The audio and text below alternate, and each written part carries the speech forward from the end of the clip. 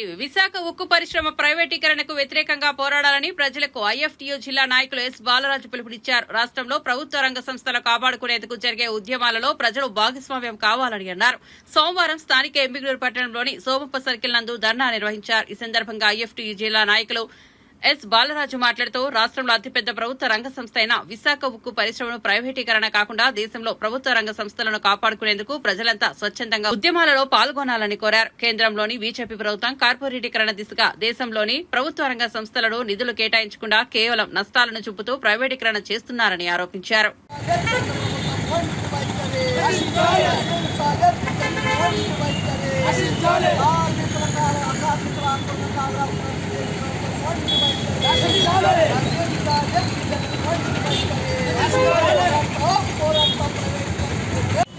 IFTU ఆధ్వర్యంలో Gope circle నిరసన కార్యక్రమం చెప్పడం జరిగింది.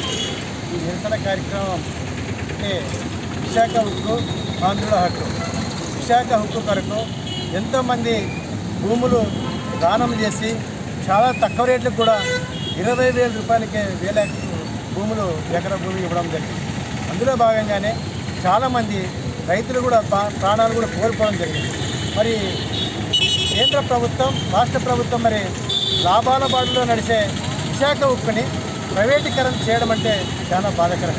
ఎన్నో సంవత్సరాల నుంచి కూడా మరి విశాఖ ఉక్కు ఆంధ్రుల హక్కు అనేది మన ఆంధ్రప్రదేశ్కే చాలా ఆదాయ వనరులు అయినటువంటి విశాఖ ఉక్కు కర్మాగారం. భారతదేశంలో రాష్ట్రాలు అభివృద్ధి చెందుతుంటే మరి విశాఖ ఉక్కు కర్మాగారాన్ని ఎందుకు లాభాలను బాటలు అందించడాన్ని నష్టాల బాటలను నొక్కుతున్నారని నేను ప్రశ్నిస్తున్నాం.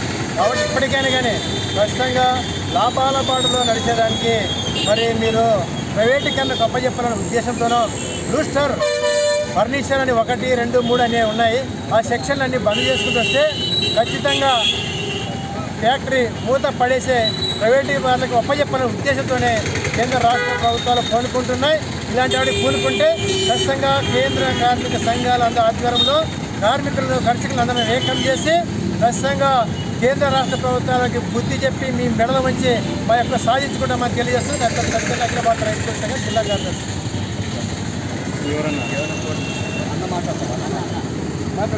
కేంద్ర ప్రభుత్వాన్ని వ్యతిరేకిస్తుంది. స్టీలు ఫ్యాక్టరీ ప్రైవేటీకరణ వ్యతిరేకిస్తూ ఈరోజు ఎంబిగనూరు సోమప్ప సర్కిల్ నందు మరి నిరసన కార్యక్రమం భారత కార్మిక సంఘాల సమాఖ్య ఐఎఫ్టీయూ ఆధ్వర్యంలో చేపట్టడం జరిగింది. అధికారంలోకి వచ్చినటువంటి బీజేపీ ప్రభుత్వం కార్మికులు సాధించుకున్న హక్కులను 44 హక్కులను 4 కోళ్లు లేబర్ కోళ్లుగా విభజన సరైన పద్ధతి కాదని దశల వారుగా భారత కార్మిక సంఘాల సమాఖ్య ఐఎఫ్టీయూ నిరసన కార్యక్రమాలు చేపట్టింది. అట్లనే అప్పుడున్న బీజేపీ అధికారంలో ఉన్నప్పుడు వైఎస్ఆర్ పార్టీ అధికారంలో ఉన్నప్పుడు విశాల ప్లాంట్ను పరిశీలించి మరి నష్టాల్లో నడుస్తుందనికేసి కూడా మరి ఎన్నోసార్లు ప్రైవేటీకరణ చేయడానికి ప్రయత్నించినా ఉద్యోగుల దాన్ని నిలిపివేయడం జరిగింది. అప్పటి అధికారంలో ఉన్నటువంటి వైఎస్ఆర్ పార్టీ బీజేపీ పార్టీ అప్పుడే వెంటనే నిలుపుదల చేశారు. మళ్ళీ కూటమి ప్రభుత్వం వచ్చినప్పటి నుంచి కూడా మరి అధికారంలోకి వచ్చిన తర్వాత ఒక 2 నెలల తర్వాతనే కూటమి ప్రభుత్వం స్టీల్ ఫ్యాక్టరీ పరిశీలించడం జరిగింది. ఆ పరిశీలించడంలో మరి మేమంటూ విశాఖ ఉక్కును ప్రైవేటీకరణ చేయడంలో మాకు కార్మికులకు మాట ఇవ్వడం జరిగింది.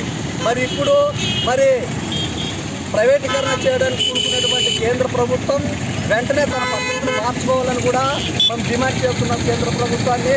మరి విశాఖ నగరంలో ఉన్నటువంటి ప్రజలు మన విశాఖకు పెద్ద పరిశ్రమ వస్తుంది, మన జీవితాలు బాగుపడతాయి, వేల మంది కార్మికులు కూడా ఆ పరిశ్రమలో పనిచేస్తే మనకి ఉపాధి ఉంటుందని కూడా మరి ఎంతో సంతోషపడినటువంటి విశాఖ నగరంలో ఉన్నటువంటి ప్రజలు రైతులు 20 ఎకరాలు ఆ ఫ్యాక్టరీకి భూమి ఇవ్వడం జరిగింది. భూమి ఇచ్చిన తర్వాత కూడా ఆ భూమి ఇచ్చిన తర్వాత ఫ్యాక్టరీ నిర్మాణం చేపట్టేటప్పుడు ఫ్యాక్టరీలో పనిచేసేటప్పుడు కూడా మరి 32 మంది కార్మికులు ప్రాణాలు బలిదానం చేయడం జరిగింది. మరి ఇటువంటి బలిదానం చేసిన కార్మికుల ఫ్యాక్టరీని లాభాల్లో నడుస్తూ 73 లక్షల టన్నులు మరి లాభాల్లో నడుస్తున్నప్పుడు మరి కూటమి ప్రభుత్వం అయితేనేమి, అప్పుడున్న వైఎస్ఆర్ బీజేపీ ప్రభుత్వం అయితేనేమి 45 లక్షల టన్నులకే మరి నష్టం వస్తుంది.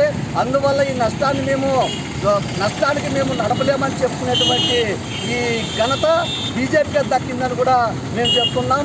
ఇప్పటికైనా కూడా మరి ఫ్యాక్టరీలో పనిచేసే కార్మికులకు ఉపాధి లేకుండా, భూములు ఇచ్చిన రైతుల కుటుంబాలకు కూడా ఈరోజు ఉపాధి లేకుండా చేయడం జరిగింది. మా కుటుంబాల్లో ఉద్యోగం లేకపోయినా మా విశాఖపట్నం ఫ్యాక్టరీ పరిశ్రమ బాగుపడితే చాలని అక్కడ ఉన్నటువంటి రైతులు ఎంతోమంది ఉత్సాహంతో ఫ్యాక్టరీకి భూములు ఇచ్చి ఈ రోజు వరకు కూడా మరి ఎంతో ఉత్సాహంతో ఉన్నటువంటి ప్రజలను ఈరోజు ప్రైవేటీకరణ చేయడం చాలా అన్యాయమని కూడా IFT పూర్తిగా వ్యతిరేకిస్తుంది. మరి వెంటనే కేంద్ర రాష్ట్ర ప్రభుత్వాలు ప్రైవేటీకరణకు అప్పచెప్పకుండా